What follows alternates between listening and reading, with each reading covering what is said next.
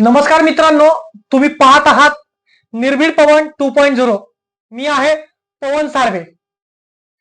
आज आपण ज्या विषयावर बोलणार आहोत ना, तो फक्त मित्रांनो एक न्यूज नाही, एक अपडेट नाही, तर तो आहे लाखो विद्यार्थ्यांच्या स्वप्नांचा आणि संघर्षाचा आणि वेदनेचा प्रश्न.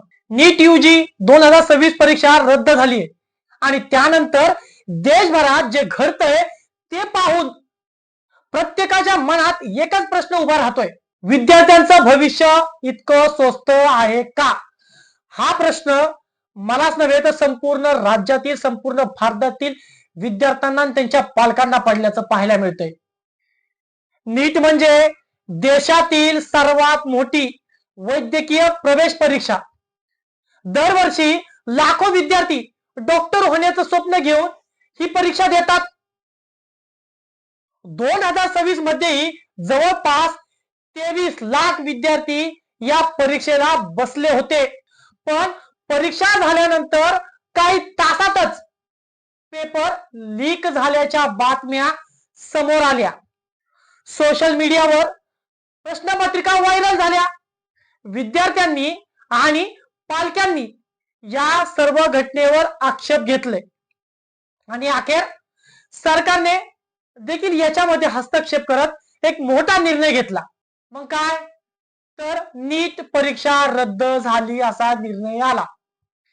एक निर्णय आणि लाखो विद्यार्थ्यांचं भविष्य अचानक अनिश्चिततेत गेलं.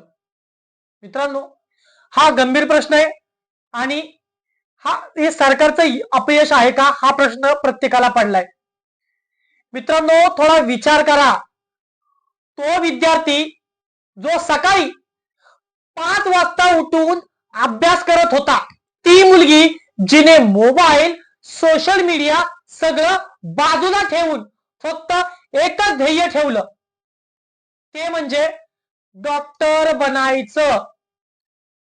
त्या पालकांचा विचार करा ज्यांनी कोचिंग साठी लाखो रुपये खर्च केले, कर्ज काढलं आणि सर्व गोष्टींचा त्याग केला. आणि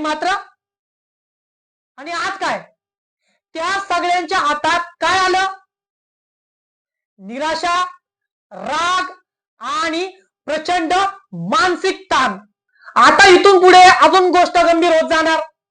देशातील काही भागातून अतिशय वेदनादायक बातम्या समोर येऊ लागल्यात. त्या म्हणजे कशा? काही विद्यार्थ्यांनी हा ताण सहन न झाल्यामुळे आत्महत्येसारखं टोकाचं पाऊल उचललं. गोवा असेल, राजस्थान मधील कोटा आणि इतर काही राज्यांमध्ये देखील अशा घटना समोर आल्यात. मित्रांनो, ही फक्त आकडेवारी नाही, ही सत्यता आहे. हा एका घराचा उजेड विझण्याचा क्षण आहे. आई वडिलांच्या आयुष्यभराच्या स्वप्नाचा तो अंत आहे आणि इथेच आपण सगळे अपयशी ठरतो. मित्रांनो, आता सगळ्यात मोठा प्रश्न कुणावर येतो तर एका परीक्षेवर इतकं मोठं भविष्य अवलंबून असणं योग्य आहे का? एवढी स्पर्धा, एवढं प्रेशर हे खरंच आवश्यक आहे का? हा प्रश्न आता विचारण्याजोगा झालाय. हा प्रश्न प्रत्येकाला पडलाय. कारण आज शिक्षण व्यवस्था अशी झाली आहे जिथे मार्क्स व्हॅल्यू ऑफ स्टुडंट असं समजलं जातं. पण खरं काय आहे सांगा ना? पण खरं काय आहे? प्रत्येक विद्यार्थी वेगळा आहे. प्रत्येक विद्यार्थ्याचं टॅलेंट वेगळं आहे. पण आपण सगळ्यांना एकाच मापात मोजतोय का? तर आपली मानसिकता त्या प्रकारची झाली आहे आणि जे त्या मापात बसत नाही ते देखील आता स्वतःला दोष देऊ लागलात. तेच आता स्वतःला दोष देऊ लागतात. दरम्यान सरकारने या प्रकारची चौकशी सीबीआय कडे सोपवली आहे आणि त्यामध्ये कुलकर्णी असेल, वाघमारे असेल, दरम्यान सरकारने या प्रकारची चौकशी सीबीआय कडे सोपवली आहे. आणि याच घटनेमध्ये आता कुलकर्णी सारख्या व्यक्तीचं नाव येतंय, प्राध्यापक आहे, रिटायर झालेले आहेत, त्यांचं कोचिंग क्लासेस आहे, त्यांचं नाव येतंय. हायब्रिड मॉडेल अशा अनेक गोष्टीवर चर्चा सुरू होऊ लागली. पण पण प्रश्न आहे, हे बदल किती लवकर येणार आणि तोपर्यंत विद्यार्थ्यांचा ताण कोण कमी करणार, हा प्रश्न प्रत्येकाला पडलाय. कोचिंग क्लास घेणारे खान सर यांनी देखील ज्यांनी पेपर फोडला अशा लोकांना फाशी द्यावी असं देखील त्यांचं म्हणणं आहे. आणि त्या खान सरांच्या या वक्तव्याला सर्वजण सहमत आहे आणि आपण सर्वांनी देखील याला समर्थन देणं गरजेचं आहे. विद्यार्थ्यांनो, या सर्व गोष्टींमध्ये जर तुम्ही हे पाहत असाल तर एक गोष्ट लक्षात ठेवा, तुमचं आयुष्य कोणत्याही परीक्षेपेक्षा मोठं आहे का? अपयश आलं तर शेवट नसतो, तर पुन्हा एकदा उठून लढायचं असतं, चालायचं असतं.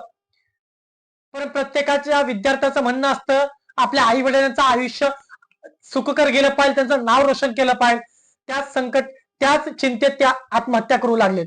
तो एक नवीन सुरुवात असतो. मित्रांनो, बोलत राहा तुमच्या मित्रांशी, कुटुंबाशी आणि शिक्षकांची. त्यांची मदत घ्या, कारण जोपर्यंत तुम्ही मदत घेणार नाही तोपर्यंत तुम्ही या डिप्रेशन मधून बाहेर येऊ शकणारच नाही. कारण तुम्ही महत्वाचे आहात, तुमचं आयुष्य महत्वाचं आहे. एक संधी गेली, दुसरी संधी येईल. आणि ज्यांनी तुमच्या स्वप्नावर पाणी फेरण्याचं काम केलं अशा लोकांना तर कारवाई होईलच. त्यासाठी तुम्ही लढा, तुम्ही उठा, पुन्हा प्रयत्न करा. आजची ही स्टोरी फक्त एक न्यूज नाही, तर मित्रांनो एक जागृती आहे. जर तुम्हाला वाटत असेल की माहिती जास्तीत जास्त लोकांपर्यंत पोहोचली पाहिजे तर हा व्हिडिओ मित्रांनो शेअर करा, तुमच्या मित्रांपर्यंत पोहोचवा आणि पुन्हा एकदा उठून चालायला शिका, पुन्हा एकदा प्रयत्न करा. मित्रांनो, खूप अग्रेसिव्ह बोललो. मी आहे पवन साळवे. मी आता तुमची रजा घेतो. मित्रांनो, नवीन असाल तर माझ्या या युट्यूब चॅनलला निर्भीड पवन 2.0 या युट्यूब चॅनल सबस्क्राईब करा आणि सहकार्य करा. धन्यवाद.